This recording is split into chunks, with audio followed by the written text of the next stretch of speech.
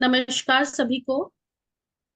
जैसा कि आप सभी को मालूम है कि किताबें हमारे आसपास की दुनिया को समझने, सही और गलत के बीच निर्णय लेने में हमारी बहुत ही ज्यादा मदद करती है। तो आज हम समझते हैं किताब पढ़ना क्यों जरूरी है। वे हमारे आदर्श, मार्गदर्शक या सर्वकालिक शिक्षक के रूप में भी हमारे जीवन में शामिल होती है। इससे हमारे व्यक्तित्व में भी बहुत ज्यादा निखार देखने को मिलता है। किताबें पढ़ने से ना केवल याददाश्त में सुधार होता है, बल्कि किसी भी चीज पर अटेंशन रखने की क्षमता भी बढ़ती है। पढ़ने से ब्रेन को सीक्वेंस में सोचने में मदद मिलती है और इस प्रकार दिमाग के अटेंशन स्पैन को बढ़ाने में भी यह मदद करती है, यानी कि हम अधिक समय तक किसी भी चीज पर फोकस रख पाते हैं। तो इसी को मद्देनजर रखते हुए आज मैं आपके बीच में एक ऐसी ही किताब पेश करने जा रही हूँ जिसका नाम है nature of direct selling business. ये एक ऐसी किताब है जिनके लेखक हैं मिस्टर मुकेश सिंह, जो कि बहुत ही ज्यादा उभरते हुए हमारे बीच में एनटीसी लीडर हैं और जिन्होंने ये बुक लिखी है। और इन्होंने ये डायरेक्ट सेलिंग व्यवसाय की प्रकृति के बारे में इस बुक में बताया है। तो डायरेक्ट सेलिंग व्यवसाय में सफलता की चाहत रखने वाली सभी लोगों के लिए ये बुक बहुत ही ज्यादा अच्छी साबित होने जा रही है। मुकेश सिंह द्वारा ये बुक आप सभी के बीच में पेश करने जा रही हूँ। इन्होंने लिखा है कि winners never quit and quitters never win, यानी जीतने वाले कभी छोड़ते नहीं है और छोड़ने वाले कभी जीतते नहीं है।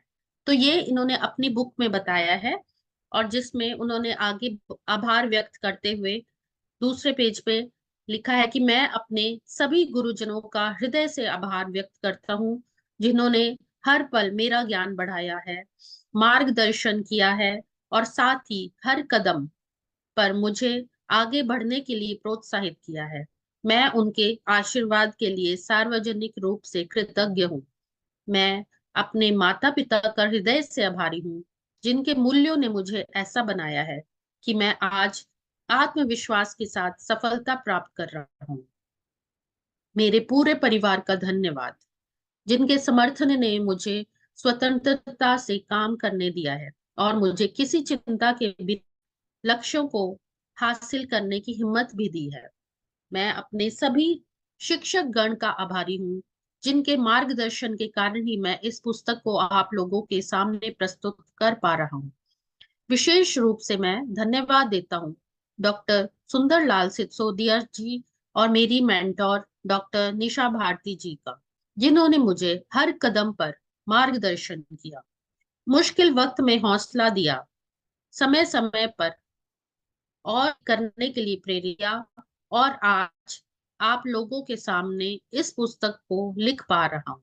मैं अपनी पूरी टीम को धन्यवाद देता हूँ, जिसका समर्थन और सहयोग मुझे हमेशा मिला है। आखिरकार मैं आप सभी पाठकों को भी धन्यवाद देना चाहता हूँ, जिनकी प्रभावशाली प्रेरणा ने मुझे इस पुस्तक को लिखने के लिए प्रेरित किया। आगे हम पढ़ते हैं कि लेखक ने अपने बारे में क्या क्या बताया है। तो मुकेश सिंह भारत के डायरेक्ट सेलिंग उद्योग में पिछले 20 वर्षों से एक सक्रिय लीडर के रूप में अपनी भूमिका निभा रहे हैं। डायरेक्ट सेलिंग के करियर में खुद एक विशेष मुकाम हासिल करने के साथ साथ लाखों लोगों को प्रत्यक्ष व अप्रत्यक्ष रूप से पुस्तक डायरेक्ट सेलिंग में सफलता मर्जी आपकी व सक्सेस का प्रेशर कुकर तथा अपने प्रशिक्षण कार्यक्रमों में वह यूट्यूब चैनलों के माध्यम से विशेष लाभ पहुंचा रहे हैं, जिसकी वजह से आज पूरे देश भर में व कई पड़ोसी देशों में लोग डायरेक्ट सेलिंग व्यवसाय में अपने सपने पूरे कर रहे हैं और इस उद्योग को आगे बढ़ा रहे हैं। मुकेश सिंह पूरे देश में डायरेक्ट सेलिंग उद्योग के सिस्टम को सही रूप में पहुंचाने के लिए अपनी किताब, ऑनलाइन व ऑफलाइन प्रशिक्षण व यूट्यूब के माध्यम से लगातार प्रयासरत है।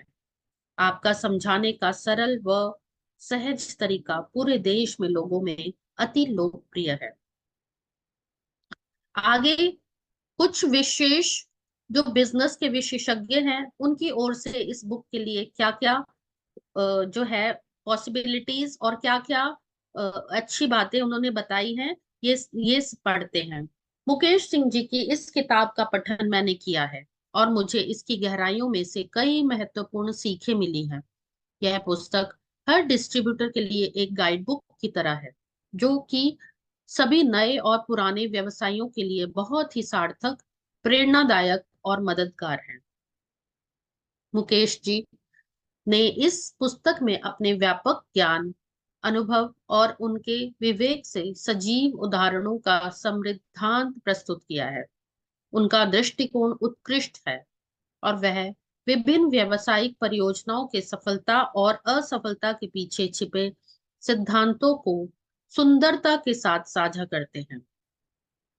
पुस्तक में बताए गए अभ्यास और रणनीतियां नए और पुराने डिस्ट्रीब्यूटर्स के लिए एक बेहतरीन टूल है।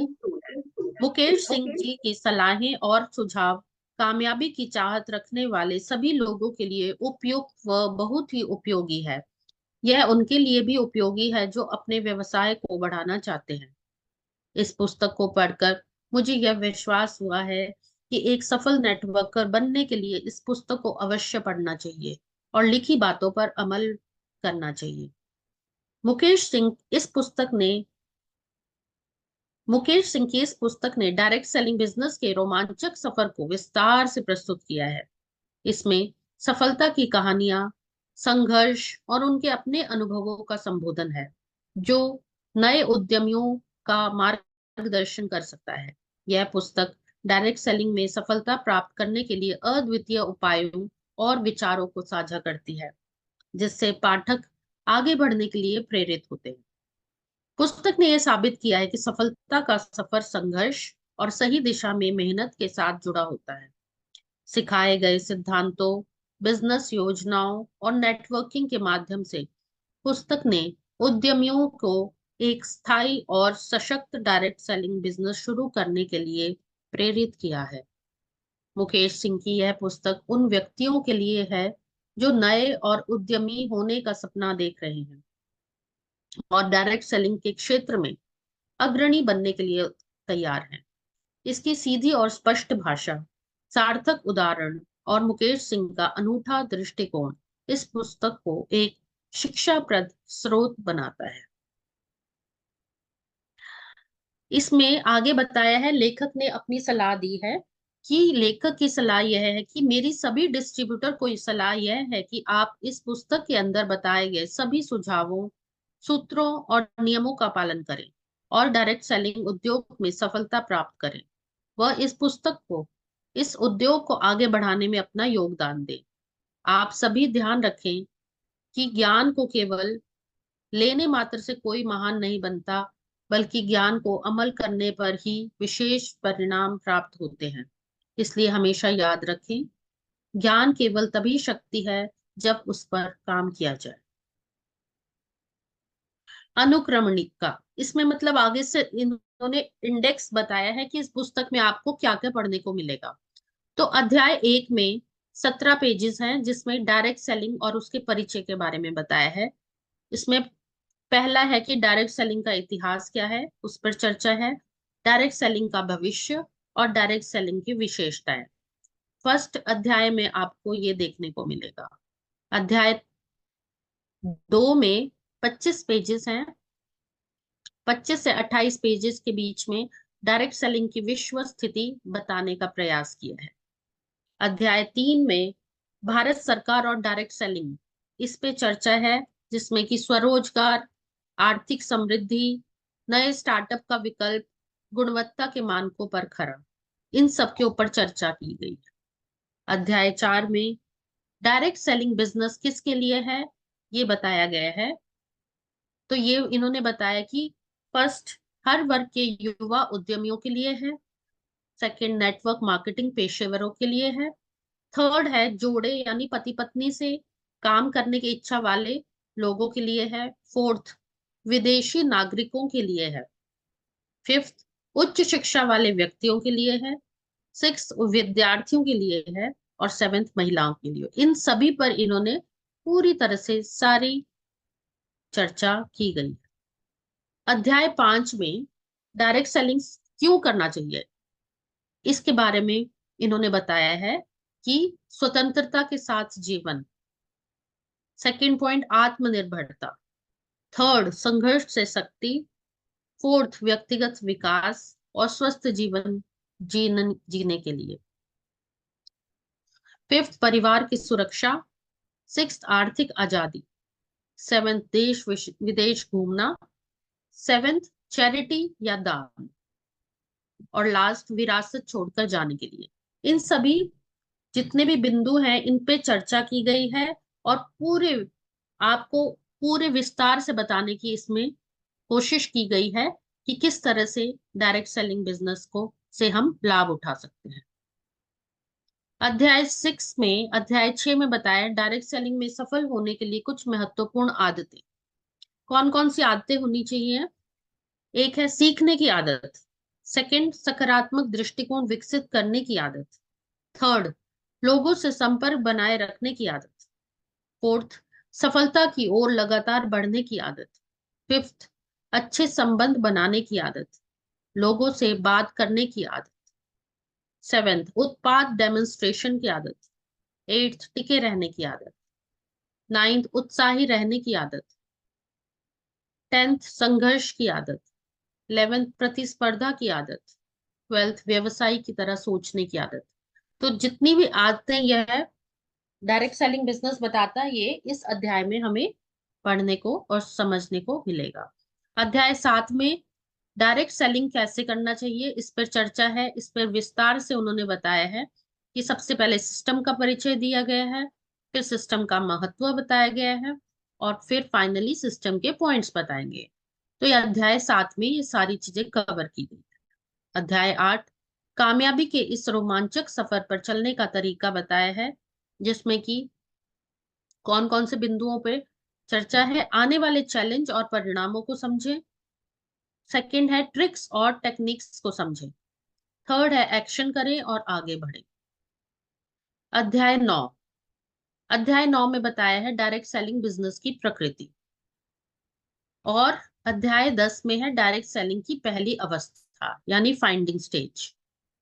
अध्याय 11 में बताया डायरेक्ट सेलिंग की दूसरी अवस्था यानी बिल्डिंग स्टेज।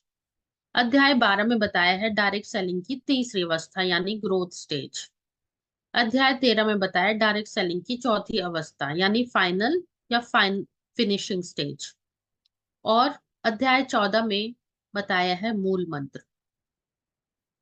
तो ये सारे के सारे अध्याय 14 तक इस बुक में आपको पढ़ते और समझने को मिलेंगे, जिससे कि एक नया नवेला कोई भी या नई नवेली कोई भी लड़की या डिस्ट्रीब्यूटर कोई भी अगर इस बिजनेस में आना चाहेगा तो वो पूरी तरह से डायरेक्ट सेलिंग को समझ सकता है। तो अध्याय पहले की बात करते हैं। अध्याय फर्स्ट है डायरेक्ट सेलिंग एक परिचय।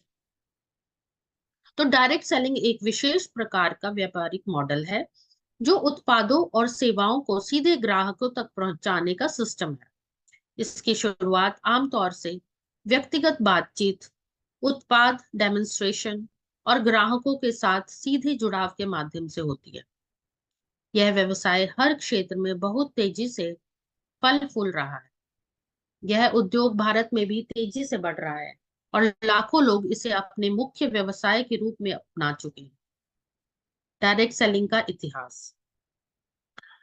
वैसे तो आज दुनिया भर में हजारों डायरेक्ट सेलिंग कंपनी है, पर क्या आपको पता है ये डायरेक्ट सेलिंग बिजनेस मॉड्यूल आया कहां से है और वो पहला व्यक्ति कौन सा था जिसके दिमाग में डायरेक्ट सेलिंग के बारे में विचार आया कि कैसे हम अपने उत्पाद को डायरेक्ट सेलिंग के माध्यम से सीधे कस्टमर को बेच सकते हैं। तो चलिए आज हम डायरेक्ट सेलिंग के इतिहास में थोड़ा सा जान लेते हैं। डायरेक्ट सेलिंग का ये सफर सन 1886 से शुरू हुआ था। A1 दुनिया की पहली डायरेक्ट सेलिंग कंपनी थी। इसकी स्थापना डेविड मैककॉनल के द्वारा की गई थी। इस समय सिर्फ A1 ही दुनिया की एकमात्र डायरेक्ट सेलिंग कंपनी थी जो लोगों को घर घर जाकर किताबें बेचती थी। फिर बाद में मैककॉनल ने किताब की जगह परफ्यूम बेचना शुरू कर दिया और उस कंपनी का नाम बदलकर कैलिफोर्निया परफ्यूम रख दिया।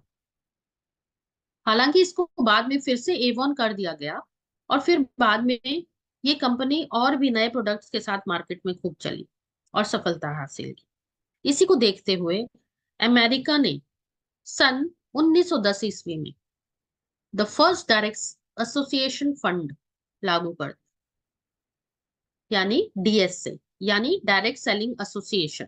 अमेरिका में उन सभी कंपनियों को कंट्रोल करता था जो वस्तुओं और सेवाओं को सीधे कस्टमर तक पहुंचाने का काम करते थे।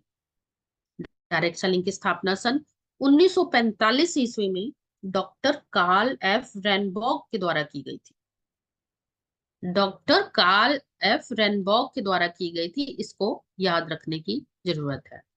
आज यह व्यापार पूरे विश्व भर में बहुत ही तेजी से फल फूल रहा है और इस व्यापार से लाखों लोग अपने सपने पूरे कर रहे हैं।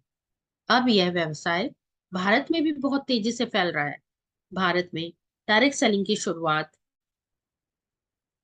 कहाँ पे हुई थी? भारत में सबसे पहले सन 1996 में स्वीडन की एक डायरेक्ट सेलिंग कंपनी आई थी।